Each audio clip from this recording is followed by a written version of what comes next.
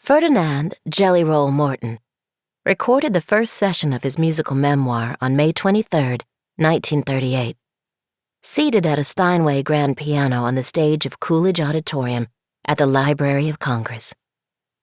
Alan Lomax sat on the floor nearby, with two battery-powered phonographs, flipping and changing the discs, and occasionally asking a question.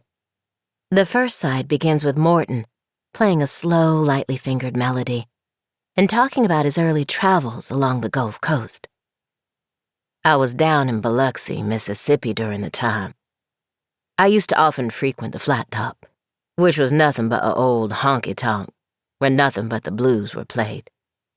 There was fellows around played the blues like Brocky Johnny, Skinny Head Pete, Old Florida Sam, and Tricky Sam and that bunch." Lomax's voice comes faintly from the floor. "What did they play?"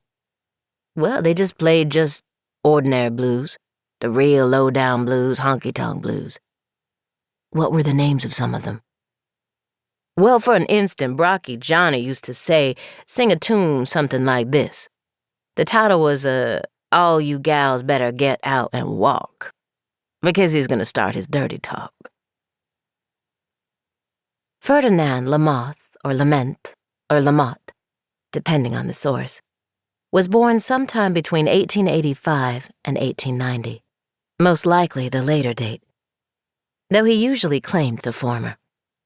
His parents separated a few years later, and his mother married a man named William Mouton, which he anglicized to Morton. New Orleans was a famously musical city, and young Ferd absorbed everything from the melodic calls of pushcart peddlers to French opera, local songs that might have circulated for years with no discernible author, national hits like Harry Von Tilzer's A Bird in a Gilded Cage, and Paul Dresser's My Gal Sal, and snatches of verse and melody improvised by barroom entertainers to suit whatever the audience, situation, or mood demanded.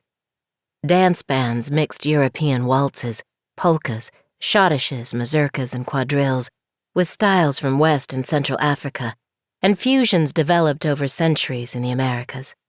Ragtime was the current hot rhythm, but by 1900 a lot of black dancers in the South were also grinding and belly-rubbing to the slow drag of what Morton called ordinary blues.